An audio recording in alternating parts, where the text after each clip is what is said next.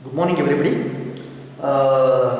See, my dear friends, in our last class, we have started with this two-way slab introduction. Okay, so there I said you one important thing that if Ly by Lx, say for example now this is my Lx span, this is my Ly span. Okay, if I take the ratio of Ly by Lx, okay, if the ratio of this Ly by Lx, if it is less than 2, if it is less than 2, then we have seen that this slab has a tendency to bend in both directions, both in x direction as well as in y direction. It will try to now bend in both directions. So now, since it bends in both directions, I will keep our main steel in both directions. In this also as well as in this direction. In sense, in this direction also I have to keep the main steel, and in this direction also I have to keep the main steel.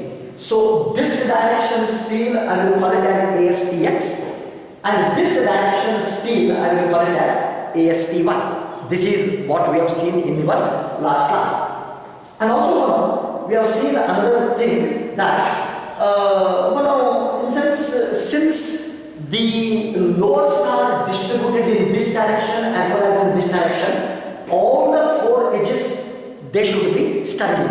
All the four edges they should be very strong enough to take that loadings. Okay, that is another important thing we have seen. And also we have seen another important thing that if suppose a simply supported two-way slab, if it is loaded with UDL, as I have already shown you, if it is loaded with say UDL, then there is a chance that the corners are get lifted up like this. Corners are going to be lifted up like this. Am I right now? So whenever they lifted up, I have to hold them down like this.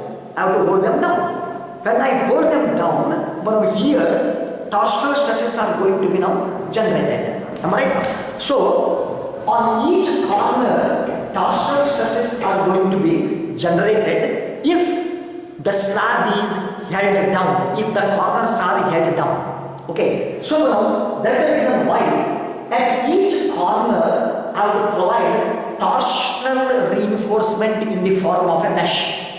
And this mesh will be provided on the top side of the slab as well as at the bottom side. If you see your slab on the corner, you will see that on the top side as well as at the bottom side, such mesh in the form of say torsional reinforcement has to be provided on all the four corners. This is also we have seen it in our last class.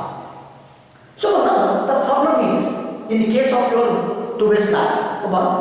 Now the question is, how much is the bending moment in x direction mx, and how much is the bending moment in y direction my? This is a great problem. Or I say that how much is your wx and how much is your wy? In the sense, load carried in the short span lx and load carried in the long span Ly. This I will call it as Wx, load carried in x direction, and Wy is the load carried in the long span. But to calculate this Wx and Wy itself is a big problem in our two-way slabs. Once I know Wx and Wy, but I think I can easily calculate our Mx and y.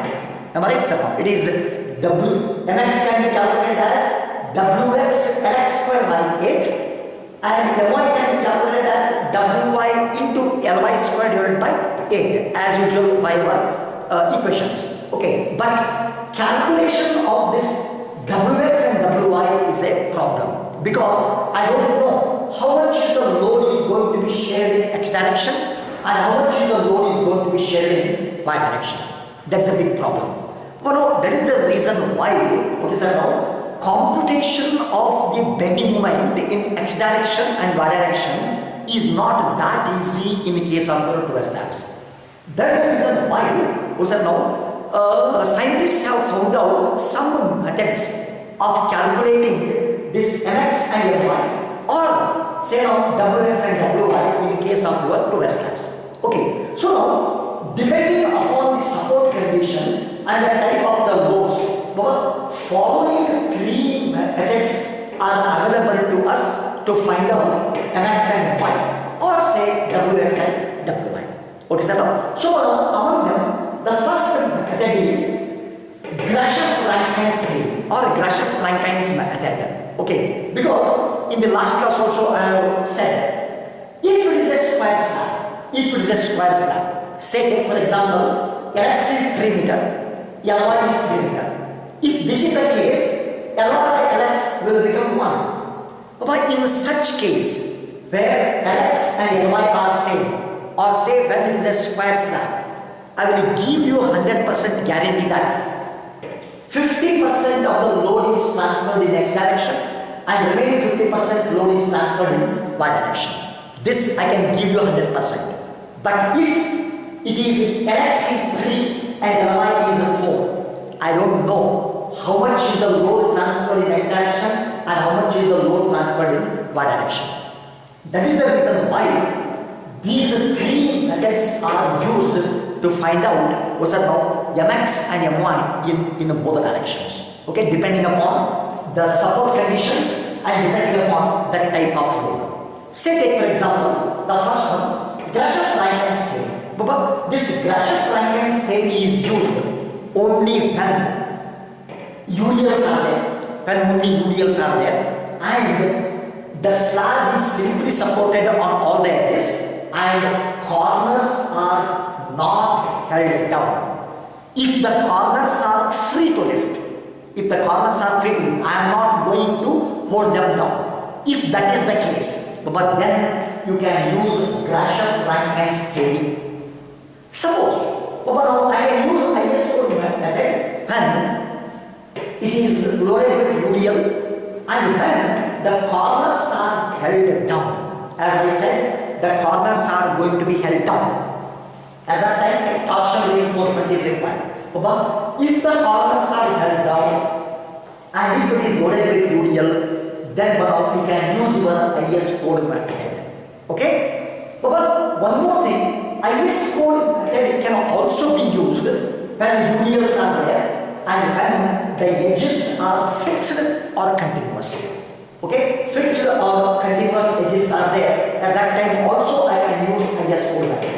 Okay, so now these are the three standard methods I can use to solve my two-way slabs.